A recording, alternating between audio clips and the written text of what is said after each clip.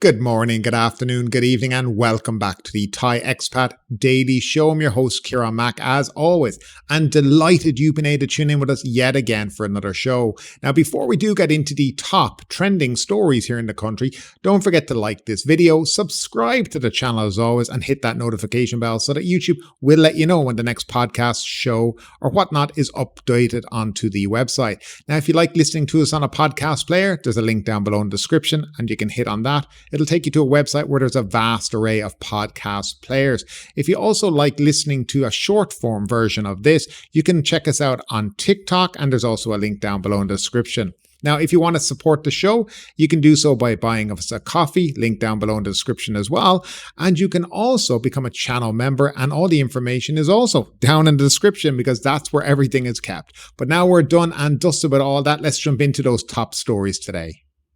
An extensive investigation is underway in Thailand following the discovery of Catherine Della Cote's lifeless body at her Koh Samui residence.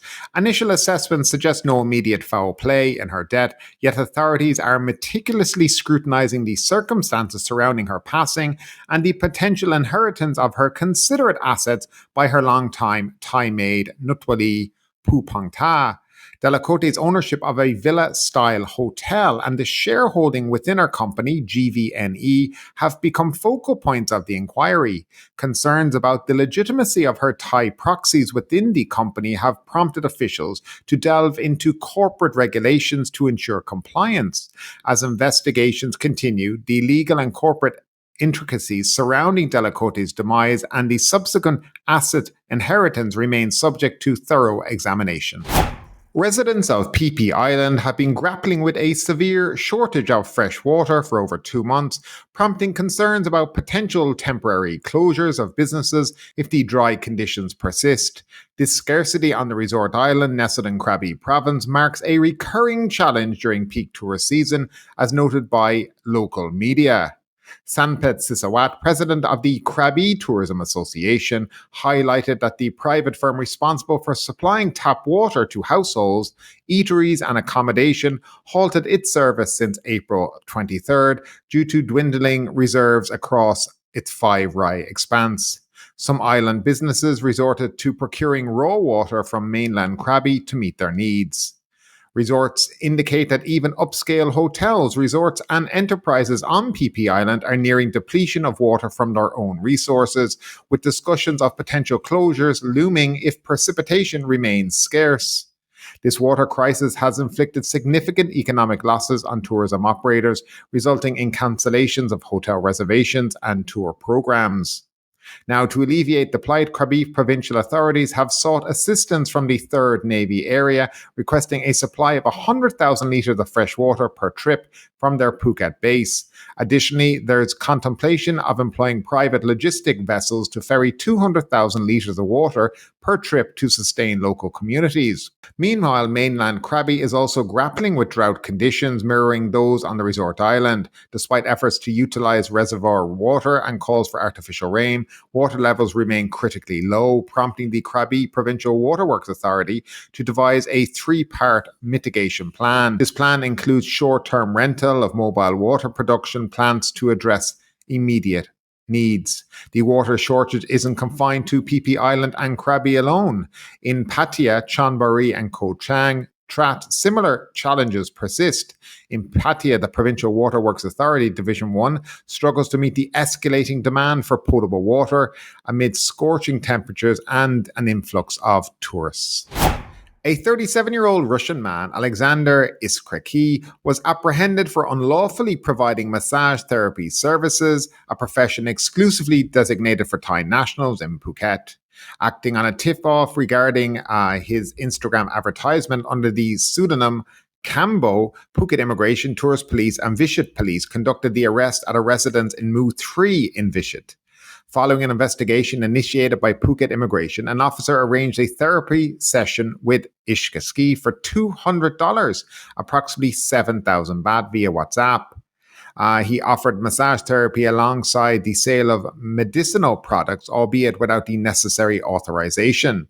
The authorities cited Section 98 of the Foreign Working Management Emergency Decree to justify entering and searching his premises. Despite possessing a valid passport, he lacked a work permit, resulting in his arrest and subsequent charges of being an alien working without permission. Iskriski was taken into custody at Vishit police station, underscoring the enforcement of regulation concerning foreign nationals engaging in restricted occupations within Thailand. Thai anti-human trafficking authorities have apprehended an American fugitive who escaped a 25-year prison sentence in the United States for crimes including kidnapping and sex trafficking. Selva Delano Mudalier, sentenced in Oregon in March, fled to Thailand while on parole, eluding authorities for over 3 months by frequently changing residence. The 37-year-old was arrested in Bangkok following a request for assistance from the US FBI. Thai police expressed concerns that Mudalier might perpetrate similar offences in Thailand. Now, Kurakit Wunjamnong of the Royal Thai Police's Human Trafficking Prevention and Suppression Unit emphasized Mudalier's awareness of being pursued by law enforcement. With extradition proceedings underway, Michael Chai of the US Embassy in Bangkok commended Thai authorities for the cooperation in apprehending Mudalier, highlighting the collaborative effort in addressing transnational crime. The 30-day visa exemption for Indian nationals has been prolonged by 6 months from its initial implementation on November 10, 2023, extending its expiry date from May 10th.